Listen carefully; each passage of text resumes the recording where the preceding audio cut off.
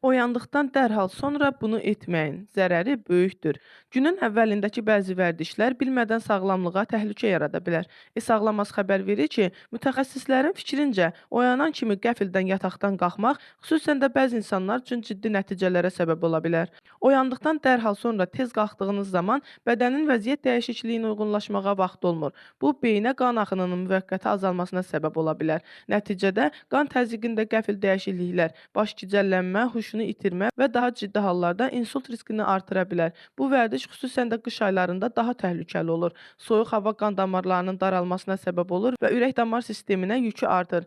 Yaşlılar və hipertoniya, ürək və qan dövranı sistemi xəstəlikləri olanlar bu dövrdə daha yüksək risk qrupundadırlar. Mütəxəssislər oyanan kimi sürətlə qalxmaq əvəzinə bir neçə saniyə yataqda qalmağı məsləhət görürlər. Bu müddət ərzində qollarınızı və ayaqlarınızı yumşaq bir şəkildə uzatmaq və hərəkət etdirmək bədənin dik vəziyyətə uyğunlaşmasına kömək edir. Daha sonra oturub 1-2 dəqiqə gözləmək və qan təzyiqində qəfil dəyişikliklərin qarşısını ala bilər. Videonu bəyənməyi və bizi izləməyi unutmayın.